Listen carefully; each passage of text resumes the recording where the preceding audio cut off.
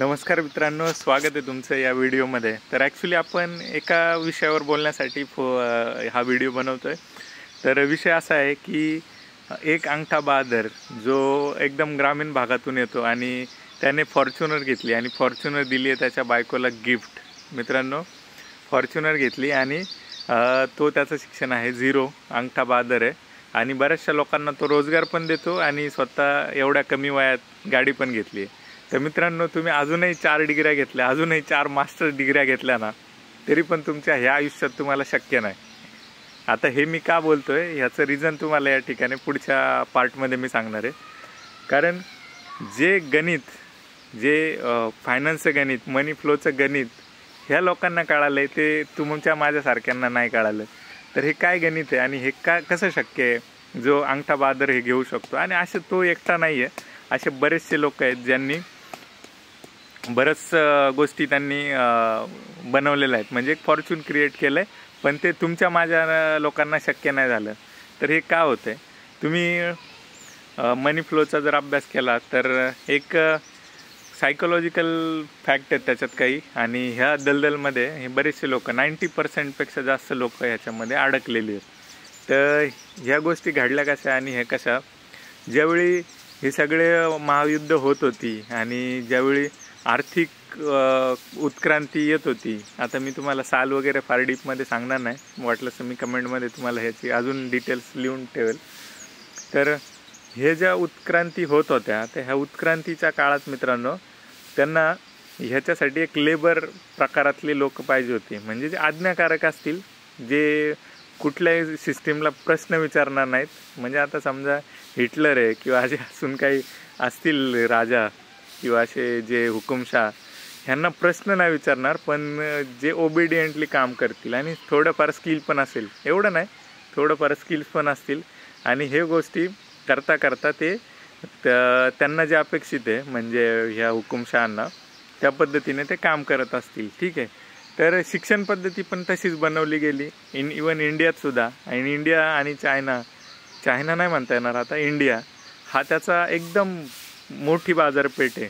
कुठे जा तुम्ही जगभरात जे आहेत, आपल्याला अभिमान वाटतो की इंडियातून बाहेर कंट्रीजमध्ये आपली लोक जातात आणि हे करतात, पण ते जॉबच करतात। फार कमी लोक आहेत ते धंद्याचं डेअरिंग करतात आणि धंदा करण्यासाठी पुढे येतात। तर जोपर्यंत या गोष्टी कळणार नाही ना मित्रांनो, तोपर्यंत काही खरं नाही। अजून 4 डिग्र्या घ्या, शक्य नाही, लिहून घ्या माझ्याकडून, शक्य नाही। फॉर्च्युनरच नाही, अजून एक छोट्या मोठ्या गोष्टी पण त्या लेवलच्या करणं आपल्याला शक्य नाही होणार। तर आपण त्याचं रिझन हे करत होतो की ह्या हुकुमशहांना अशा काही गोष्टी अपेक्षित होत्या की त्या ओबिडियंटली फॉलो करतील, प्रश्न विचारणार नाहीत आणि करतच राहतील एक मशीनसारखं, एक असं म्हणूया गुलामी, बरोबर? तर आता ही गुलामी हळूहळू तर कमी होणार आहे, पहिल्यासारखं असं धरून मारून आणून काम नाही करावं लागणार। तर मग ही गुलामी मानसिक गुलामीत कन्वर्ट करावी लागणार आहे। ठीक आहे, तर आता ही मानसिक गुलामी काय आहे मित्रांनो, आणि हे डिस्काउंटिंगचं जे मी काही सांगेल तुम्हाला पुढच्या याच्यात उदाहरण देईल, तर ते डिस्काउंटिंग समजणं फार इम्पॉर्टंट आहे।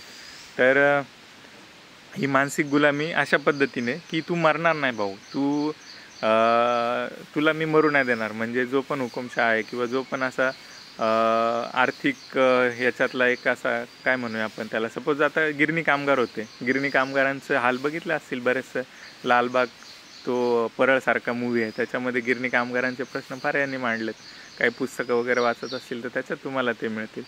तर ते जे लोक आहेत ते पिळवणूक कशी करून घ्यायची आणि काय कसं करून घ्यायचं त्यासाठी, तर तुम्हाला पगार मिळेल, तुम्ही खाल प्याल, कुठं जायचं आहे, थोडंसं मौज मजा कराल आणि तिथपर्यंत तुम्हाला पगार मिळेल। ठीक आहे, तर आता हा पगार मिळेल आणि तुम्ही मरणार नाही, ही तुम्हाला शाश्वती। ठीक आहे, कारण बराचसा असा काळ बघितला असेल लोकांनी की ज्याच्यात दुष्काळ पडलेत किंवा असे बऱ्याचशा गोष्टी घडल्यात, त्याच्यामुळे ते त्या मेंटॅलिटीत आहे की अजून काही व्हायला नको, म्हणजे असं काही बॅड व्हायला नको माझ्यासोबत की माझं लाईफच डिस्टर्ब होईल। तर मग तुम्हाला नोकरी हा एकमेव पर्याय उरतो।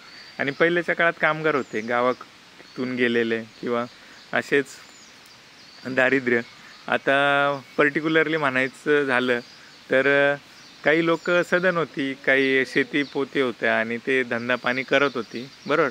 पण काही जे बॅकवर्ड समाज आहे, बॅकवर्ड समाजाचं अजूनच हालत खराब. तर मग आता वर्स्ट आहे, आणि वर्स्टपेक्षा काय वर्स्ट होणार आहे. तर मग ते नोकरी धंद्याला लागले, थोडेफार शिक्षणं केली, सगळं व्यवस्थित हळूहळू प्रगती होत गेली. त्याच्यात बऱ्याचशा उत्क्रांती आल्या, समाजसेवकांनी कामं केली. पण जी शिक्षण पद्धती आहे ती तशीच राहिली. म्हणजे कशी की आता पहिल्यांदा थोडंसं अनस्किल्ड वर्कर म्हणून काम करत असेल, एकदम ग्राउंड लेवलला, किंवा जड वस्तू किंवा अजून काही असे ज्या गोष्टी ज्याच्यात काही स्किल लागत नाही पण हार्डवर्क आहे, अशा गोष्टी करत असतील. नंतर हळूहळू शिक्षण घेतल्यानंतर मग तो क्लर्क झाला, त्याचा सुपरवायझर झाला, त्याचा अजून मॅनेजर झाला. असं करत करत ह्या गोष्टी वरती गेल्या. ठीक आहे, अशा वरती गेल्या. आणि ह्या गोष्टी वरती गेल्यानंतर मग आता पहिल्यांदा अर्धी भाकरी खात होता, आता एक भाकरी खायला लागला, आता बटर रोटी खायला लागला. तर असे त्या स्टेजेस हळूहळू वरती गेल्या. पण जी सायकोलॉजी आहे, ती जी आर्थिक स्वातंत्र्याची सायकोलॉजी, ती कुणाची नाही बदलली. ठीक आहे, कुणाचीच नाही बदलली. तर त्या गोष्टी घडत राहिल्या. आता मी काही गोष्टी पर्सनल उदाहरणांनी हे करतो. आता एखादा व्यक्ती आहे जो एकदमच नवीन जॉबला लागतो. ठीक आहे, नवीन जॉबला लागतो. आत्ताच्या काळात एक 25,000ची सॅलरी, एक जो नवीन जॉईनी आहे म्हणजे जस्ट ग्रॅज्युएट झाला आहे आणि जॉबला लागला आहे, अशासाठी 25,000ची जी सॅलरी आहे ती सफिशियंट समजली जाते, किंवा आता त्या सॅलरीत त्याचं होईल. पण मित्रांनो, हाच एक मोठा धोका आहे तिथे. ठीक आहे, हा धोका कसा आहे की ही सॅलरी ऑलरेडी डिस्काउंटेड आहे. म्हणजे त्या व्यक्तीला त्यांनी ज्यावेळी हायर केला आहे तर त्याचं स्किल आणि हे ज्या गोष्टी आहेत त्या मागच्या 20-22 वर्षाचं जे त्याचं आयुष्याचं शिक्षण आहे त्यासाठीचं त्यांनी दिलेलं आहे. पण इथून पुढचा त्याच्यापासून जो कंपनीला किंवा यांना प्रॉफिट होणार आहे तो प्रॉफिट त्याच्यात ऑलरेडी डिस्काउंट करून दिलेला आहे. म्हणजे ते 25,000 आहेत ते ॲक्च्युली पुढच्या 5-7 वर्षांची जी वाढणारी सॅलरी आहे त्याच्यातच त्याला ऑलरेडी दिलेलं आहे. आता ते 25,000पासून त्याची जी सॅलरी आहे पुढे ती वाढत जाईल प्रत्येक वर्षांनी 8-10%, आणि 8-10% तर महागाई पण वाढते. मग त्याला त्या अर्थाने त्याचा काय फायदा नाही होणार. ठीक आहे, त्याला असं वाटेल की माझं काही ग्रो होते आणि किंवा मी त्या पद्धतीने ग्रो होत चाललो आहे. तर तसं काही नसतं मित्रांनो. आता तो त्यातल्या त्यात काय करेल, त्यातल्या त्यात काटकसर करेल. त्या 25,000तून तो 18-20,000तच सगळं काही मॅनेज करण्याचा प्रयत्न करेल आणि 5-7 हजार रुपये वाढवेल. आणि तिथे मॅजिक आहे, तिथं खरा मॅजिक आहे. तर ह्या जे वरचे 5-7 हजार रुपये तो वाचवतो आहे आणि त्याचं काही SIP, म्युच्युअल फंड आणि इन्व्हेस्टमेंट करतो आहे, बरोबर. अगेन आलं आता कॅश फ्लोच्या ह्याच्याकडे. तर आता हे जे इन्व्हेस्ट करतो आहे, आता हे इन्व्हेस्ट करत राहील आणि त्याला काही कॉर्पस बनेल. त्याच्या स्किल आणि त्याचं जे बुद्धी आहे किंवा त्याला जे ऑफर केलं होतं सुरुवातीला त्याच्यातून काही नाही झालं मित्रांनो, त्याच्या इन्व्हेस्टमेंटमधून झालेलं आहे. ठीक आहे, इन्व्हेस्टमेंटमधून झालं आहे. तर ही पण एक चांगली गोष्ट आहे. नो डाऊट सगळ्यांनाच काही धंदा पाणी शक्य नाही किंवा हे, तर त्याने त्याचं हे केलं.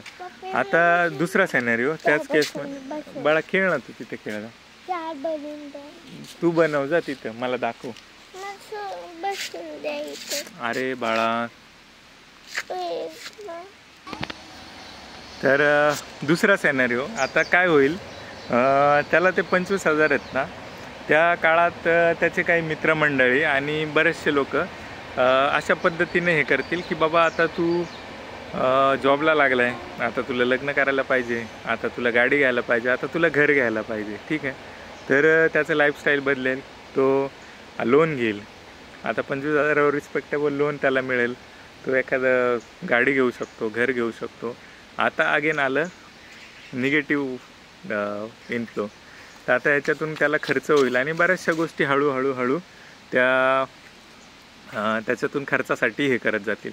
आता ती लाईफस्टाईल त्याला कमी नाही करता येणार. ठीक आहे, त्याला लाईफस्टाईल कमी नाही करता येणार. आता त्याला तो 25,000 खर्च पुरेनासा झाला आहे. आता त्यांनी काय केलं, अजून डिस्काउंटिंग केलं आहे आणि पुढच्या काही वर्षांसाठीचं ते लोन आहे किंवा त्याच्यात जे वाढणारे ज्याला पगार आहे त्याच्यातून तो हे केला. आता तो त्या चक्करमध्ये अडकला. आता त्याला काय दुसरा विचार नाही. आता त्याला रोज जॉबला जायचं आहे, त्याला काम करायचं आहे, त्याला यायचं आहे, EMI भरायचं आणि ह्या गोष्टी त्याच्या कॅरी फॉरवर्ड राहतील.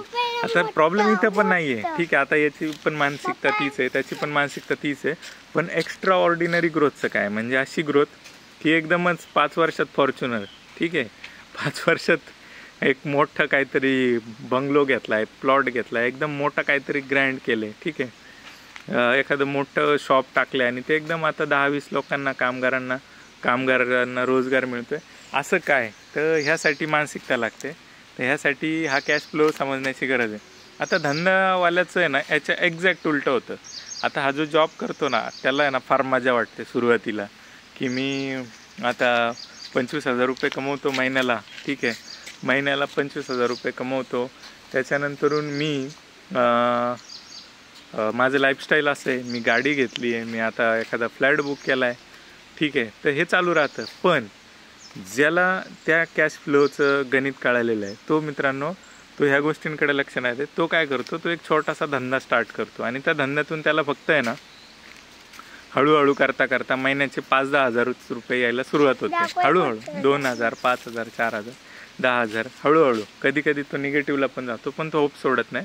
कारण त्याला माहिती आहे हे आत्ताचं डिस्काउंटिंग म्हणजे ह्या बिझनेसमध्ये दिलेला जो वेळ आहे, पुढे जाऊन तो मल्टिप्लाय होणार आहे. मल्टिप्लाय म्हणजे आत्ताचे 10,000 आहेत ना ते लाखात बदलतील पुढच्या 5 वर्षात. पण ह्या 25,000 वाल्या भाऊचे जे आहेत ते हार्डली तो 40,000वर जाईल, 35,000वर जाईल, 50,000वर जाईल. पण त्याची लाईफ आता आहे ना स्ट्रगलिंगला सुरुवात होईल. ह्याच्याकडे आर्थिक स्वातंत्र्य पण आहे, कारण लाख रुपयाचा कॅश फ्लो यायला लागला आहे. ठीक आहे, त्याच्यानंतरून आता याच्याकडे एवढा वेळ आहे की तो त्याच्या लाईफस्टाईलसाठी, त्याच्या बाकी गोष्टींसाठी देऊ शकतो. स्वतःचे डिसिजन स्वतः घेऊ शकतो. आता मी सुरुवातीला सांगितलं होतं की ही शिक्षण पद्धतीच अशा पद्धतीने बनवली की जे स्किल वर्कर, पूर्ण स्किल नाही द्यायचं त्यांना, थोडंसं सेमी स्किल ठेवायचं, एकदम 100% नॉलेज नाही द्यायचं. आणि तेवढं कोणी घेऊ पण नाही शकत, कारण प्रत्येकाचं IQ लेवल वेगळा आहे. तर ह्या सेमी स्किल्समध्ये त्यांना ठेवायचं. ठीक आहे, तर तो ह्या पद्धतीने सेमी स्किल्समध्ये राहिल्यामुळं होईल काय की त्याचं जी ग्रोथ आहे ती लिमिटेडच राहील. तो हळूहळू करता बऱ्याचशा भौतिक गोष्टींना अडकला जाईल आणि तो त्याच मेंटॅलिटीत राहील. आईवडील ते सांगतील प्रमोशन घे, आता इथं नाही परवडत, एखादी नवीन जॉब शोध, परत हाईक मिळाला थोडा 30-40%चा तो घे. आता त्याच्यातही पण ग्लिच आहे. 30% एखादी कंपनी वाढवून देते ना तर ते पुढच्या 1 वर्षाचं रेटिंग आणि जी ग्रेड आहे ती खाते.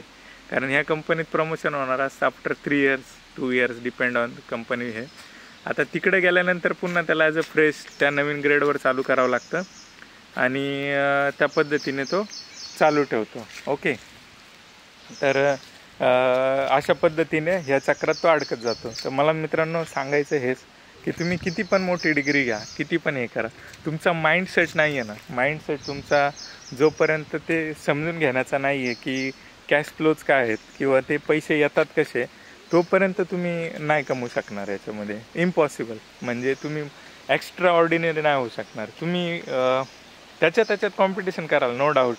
याने 2 BHK घेतला, मी 3 BHK घेतला, याने वॅगनर घेतली, तर मी दुसरी मोठी गाडी घेईल, आणि अशा पद्धतीने हे चालू राहील. नो डाऊट तुम्ही सक्सेस आहात. पण सक्सेस मीन्स सक्सेस नाही, पण ॲटलिस्ट एक रिस्पेक्टेबल लाईफ जगतायत आणि सगळं काही व्यवस्थित चाललेलं आहे. तर ह्याला आपण काय म्हणूया की सुरुवातीलाच मी सांगितलेलं की मरू नाही देणार. जरा चांगल्या स्किलवाला व्यक्ती आहे, बरं, चांगल्या ठिकाणी काम करतो, कंपनीसाठी चांगला प्रॉफिट करतो, तर त्याचं लाईफस्टाईल पण थोडंसं चांगलं ठेवण्यासाठी कंपनीला थोडा चांगला पगार द्यावाच लागेल ना. पण तो त्याच्या स्वतःच्या बेसवर स्वतः असे काही एफर्ट्स घेऊन वेगळं काही नाही करू शकत का? जर तो अंगठा बहादूर व्यक्ती एखाद्या गोष्टीचं मार्केटिंग अशा पद्धतीने करू शकतो, तर आपण का नाही करू शकत? आता 2-3 उदाहरणं आहेत. तो सूरज चव्हाणचं आपण उदाहरण बघितलं होतं की सूरज चव्हाण मूर्ख वेडा, आता हे बोलणं चुकीचं आहे, मूर्ख वेडा तर आपणच आहे. तर एकदम म्हणजे त्याला कसल्या गोष्टीचे मॅनर्स नाही, काय नाही, असा व्यक्ती आज एका गोष्टीच्या जोरावर कन्सिस्टन्सी आणि काहीतरी वेगळं करण्याच्या हिशोबाने तो हे केला. लोकांनी त्याला फुकटची सहानुभूती दिली. ज्यावेळी ते बिग बॉस होतं, फुकटमध्ये वोट करायचे होते, फुकटमध्ये वोट केले, पण मूवी पाहायला नाही गेलं मित्रांनो. तर असे काही व्हॅल्यू ॲडिशन देऊन काही वेगळं करता येईल का, अशा पद्धतीने पण हे लोक असतात. आता त्याला 1 टाईम तो पैसा मिळाला आहे, ते सगळं हे आले आणि आता तिथून त्याचं व्यवस्थित मॅनेजमेंट झालं, तर आता त्याला गरज नाही. आता ना नॉलेजची गरज आहे ना, काही वेगळं मोठा प्रोजेक्ट मिळण्याची गरज आहे, तो त्याचं सगळं व्यवस्थित होऊन जाईल. ठीक आहे, आता मी तुम्हाला सांगतो, जो हॉटेल भाग्यश्रीवाला आहे त्याच्या ह्याच्यात लोक कमेंट करतात, अरे बाबा तू नवीन हॉटेलसाठी जागा घ्यायची होती, नवीन हॉटेल घ्यायचं होतं, त्यानंतरून तू ते गाडीसाठी का खर्च केला वगैरे वगैरे. पण मित्रांनो, तुम्हाला एक मी सांगतो, त्याची सायकोलॉजी आणि जी काय त्याला बोलतो आपण, एक माइंडसेट जो आहे ना, तो विनर्स माइंडसेट झालेला आहे. त्याला आता झिरो जरी केला ना, म्हणजे हे सगळं त्याचं गेलं, सगळं काही सगळं झिरो झालं, तो पुन्हा शून्यातून आहे ना तो 1000 पट मोठा होऊ शकतो, इथपर्यंतचा माइंडसेट त्याचा आहे. ती फॉर्च्युनर वगैरे द्या सोडून, फॉर्च्युनरने काय त्याला वेगळं फरक नाही पडणार, ती पण गेली ओढून, हॉटेल बंद पडलं, तो पुन्हा त्या स्ट्रगलिंग माइंडसेटने येईल, दुसरीकडे तो चालू करेल आणि तो डबल स्पीडने मोठा होईल. कारण त्याची जो माइंडसेट आहे तो विनर्स माइंडसेट आहे. आणि आपला जो माइंडसेट आहे तो निगेटिव्ह, आणि निगेटिव्ह म्हणण्यापेक्षा एक असा माइंडसेट आहे ज्याच्यातून जे कॅश फ्लो आहेत ना, ते त्या लेवलचे कॅश फ्लो बनतील असा नाही आहे मित्रांनो. तर तो बदलण्यासाठी आपल्याला काही गोष्टी कराव्या लागतील. तर ह्या गोष्टी काय आहेत तुम्हाला शिकावं लागेल, स्किल्स.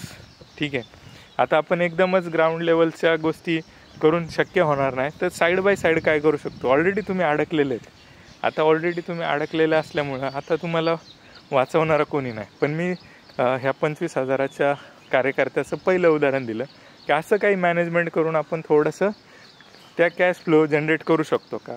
तर मग पैसे वाचवायचे कुठं, आणि वाचवल्यानंतरून ते अशा कुठल्या ॲसेटमध्ये टाकायचे की जे पैसे आपल्याला लाँग टर्ममध्ये वाढू शकतील.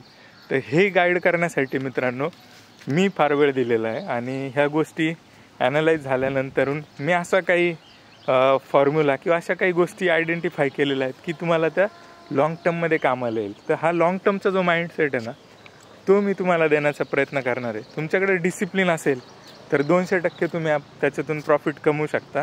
सगळ्यांना शक्य नाही, अगेन सगळ्यांना बिझनेस शक्य नाही, सगळ्यांना तो विनर माइंडसेट आणणं शक्य नाही. पण आपण 200% प्रयत्न करू शकतो की आपण थोड्या फार प्रमाणात का होईना तो विनर्स माइंडसेट आपण आणू शकतो, आणि एक असं स्किल शिकून पुढे जाऊ शकतो. तर मी स्टॉक मार्केट रिलेटेड एक आय ओपनर प्रोग्राम घेऊन येतो संध्याकाळी यूट्यूबवर. तर चॅनलला सबस्क्राईब करून ठेवा, आणि विनर्स ग्रुपमध्ये आपण त्या ठिकाणी येऊया. तर मित्रांनो, आजच्या व्हिडिओमध्ये एवढंच. कमेंट करून मला नक्की सांगा कसा वाटला आजचा व्हिडिओ, आणि एकंदरीत हे सगळं. ठीक आहे, थँक्यू.